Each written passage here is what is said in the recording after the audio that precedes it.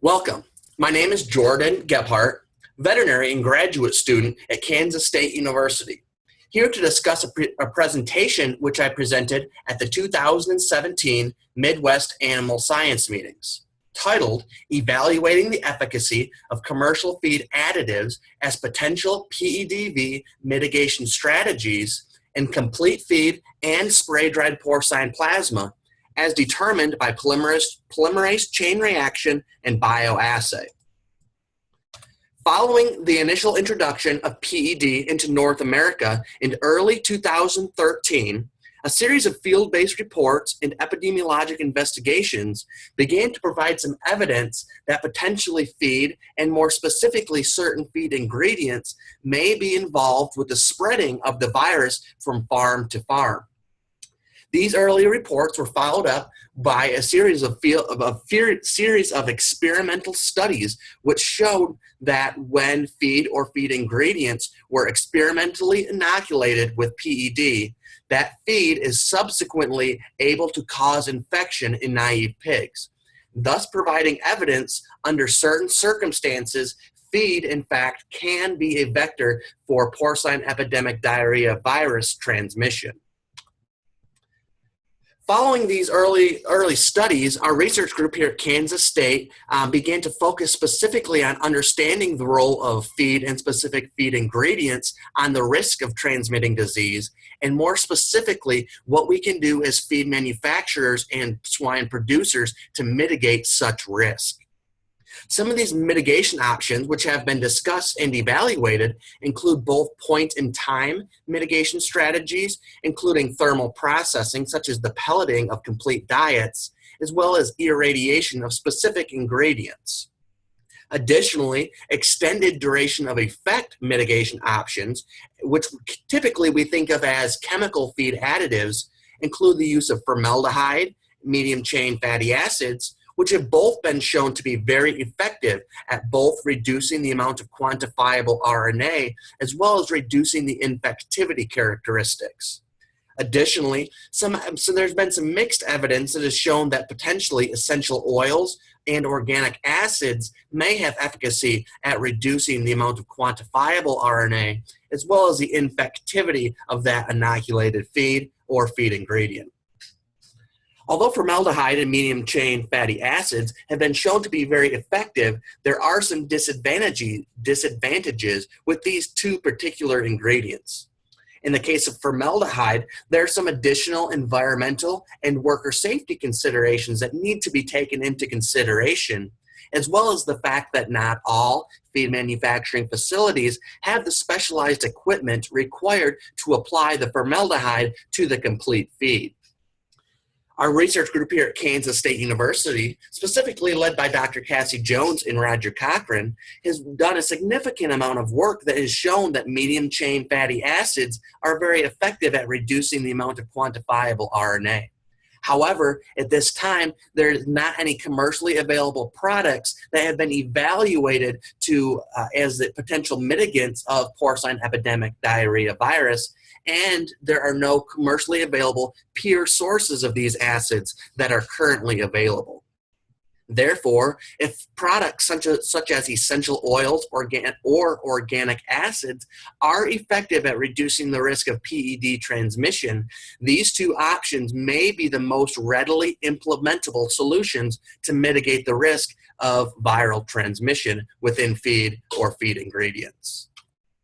Therefore, the objective of this study was to evaluate commercially available essential oil and benzoic acid products for evidence of PED mitigation in both spray-dried porcine plasma as well as complete swine gestation diet. The essential oil combination product, which was used in the experiment, was marketed by DSM Nutritional Products under the trade name Crina. The benzoic acid product evaluated also is marketed by DSM Nutritional Products under the trade name Vivo Vital. Both of these products are marketed to the swine nutrition industries to improve growth performance of pigs. However, neither of these products to date have been evaluated as potential mitigation strategies of porcine epidemic diarrhea virus within feed or spray-dried porcine plasma. So the study was constructed in a 2x2x2 factorial arrangement, with the first factor being our 2 feed matrices, including both spray-dried porcine plasma as well as swine complete gestation diet. Chemical treatments were constructed in a 2x2 factorial arrangement with either the addition or no addition of both the essential oil and benzoic acid products. Samples were created for each feed matrix chemical treatment in over 7 different sets of replicates to be evaluated on day 0, 1, 3, 7, 14, 21, as well as 42 days post-laboratory inoculation. And each combination of feed matrix and chemical treatment on appropriate day of analysis had 3 replicates. So following the mixing of our feed matrix with our chemical treatment using the 2 mixers shown in the top left, we aliquoted 22.5 grams of that chemically treated feed or spray-dried porcine plasma into high-density polyurethane bottles. Our initial viral inoculum had a TCID50 of 10 to the 6 TCID50 per milliliter, and then we performed a 1 to 10 dilution of the viral inoculum to create an initial diluted viral inoculum titer of 10 to the 5th. We then added 2.5 milliliters of virus into each of our bottles for a final feed or spray-dried porcine plasma viral titer of 10 to the 4th TCID50 per gram. Samples were then stored at room temperature until their appropriate day of analysis, in which they were evaluated for PED genetic material content using PCR analysis, as well as infectivity characteristics were evaluated using swine bioassay. As we mentioned, swine bioassay was conducted with our colleagues at Iowa State University to determine whether or not viable virus was present within our samples. Briefly, on day 0 of the bioassay experiment, each pig was inoculated via orogastric tube with 10 milliliters of sample.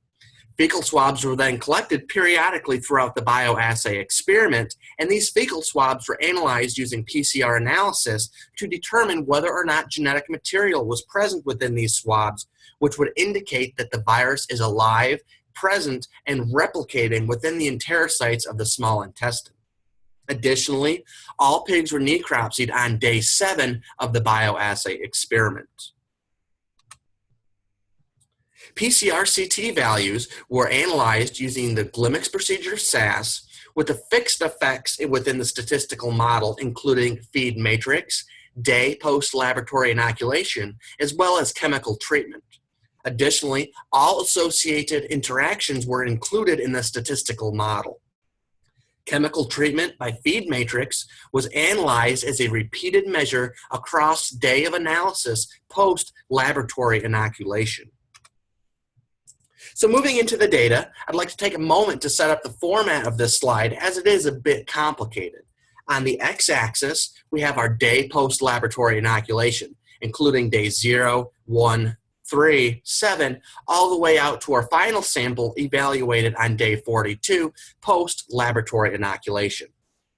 On the y-axis, we have our cycle threshold, which is units being CT.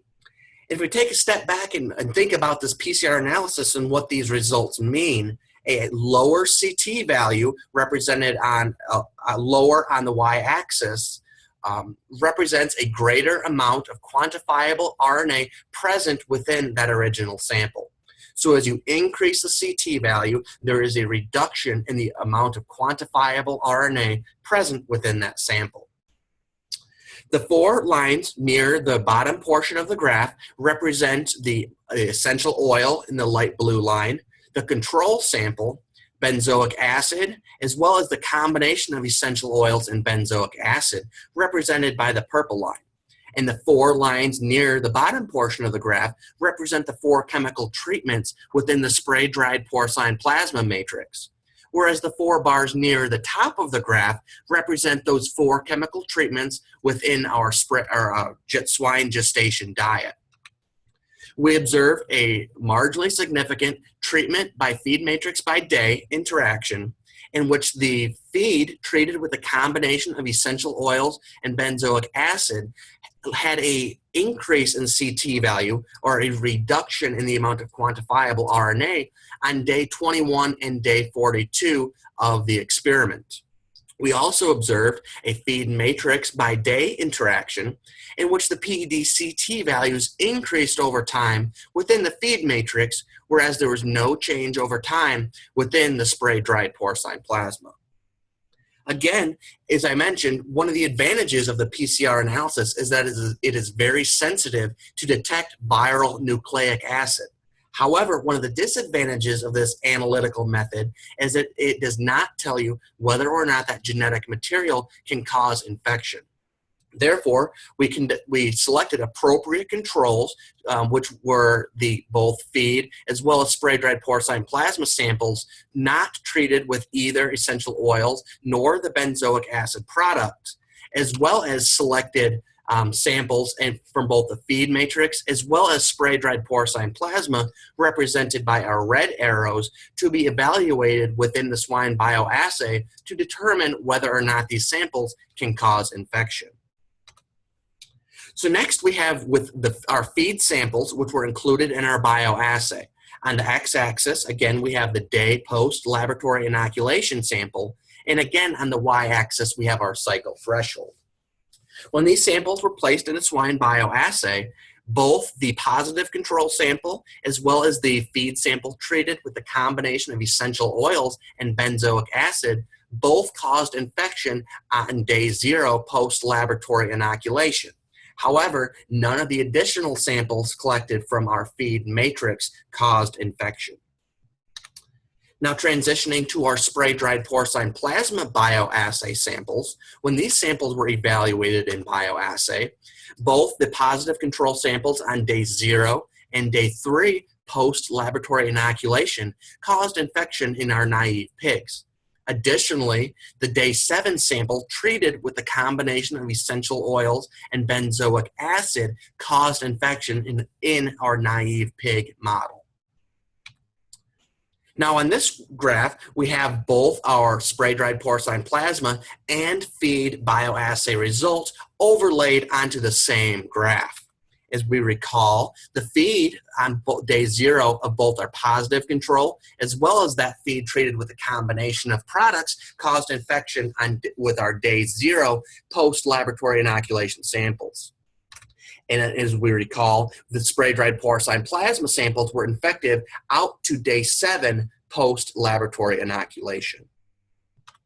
So in summary, we observed a marginally significant treatment by feed matrix by day interaction, in which the feed matrix treated with a combination of essential oils and benzoic acid increased CT value, or there was a reduction in the amount of quantifiable RNA on day 21 and day 42 post-laboratory inoculation.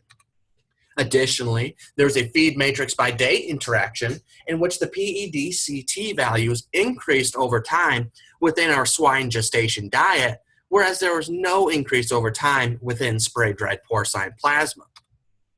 Untreated feed lost infectivity by day 1 post-laboratory inoculation, and the infectivity was observed in day 0 feed sample treated with the combination of essential oils and benzoic acid, as well as the day 7 spray-dried porcine plasma sample, again treated with a combination of essential oils and benzoic acid. Additionally, no infectivity was observed beyond day 0 within our feed matrix and beyond day 7 within spray-dried porcine plasma. So in conclusion, the study showed that the combination of essential oils and benzoic acid enhanced the degradation of PED genetic material within swine gestation diet.